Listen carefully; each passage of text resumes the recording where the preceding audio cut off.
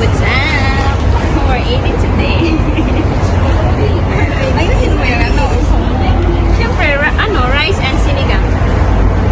Sige, magkain na tayo. Kain! Banding time! So, it's Sunday again, guys. So, welcome back.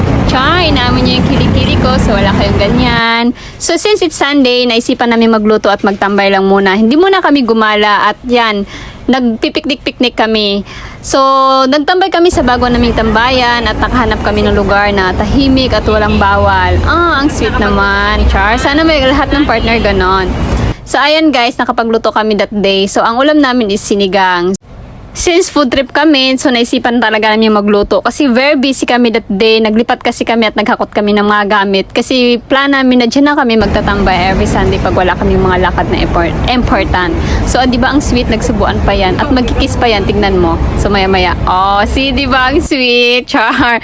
So, kahit siya lang kasama ko, masaya na. Masaya na yung araw namin kit kami lang dalawa. At sa tambayan namin, marami kami dyan. May mga Pinay, may mga Indo. So, halo-halo ang nandyan. Marami.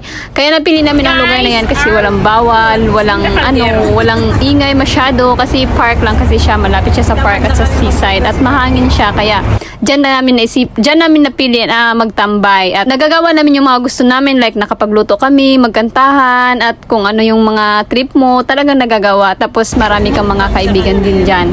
Kasi hindi lang naman kami lang. Kundi may mga kapitbahay din kami. At since food is life kaming dalawa, so talagang magluluto na lang kami kasi nga mahilig kami sa pagkain. Char, hindi naman halata sa katawan niya.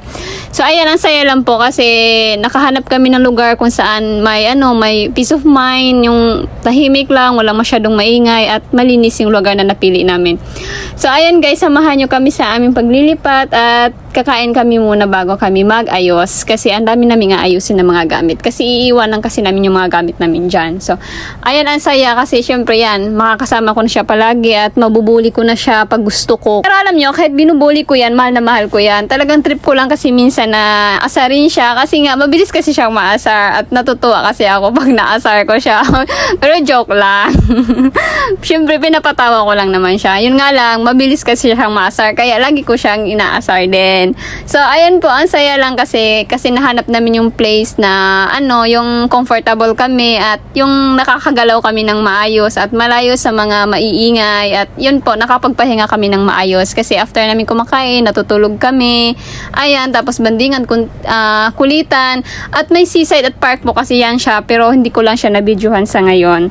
Yan, pwede kami doon, mag-exercise, pwede kami doon maglakad-lakad, mag-moment-moment. So, ayun lang po. Thank you!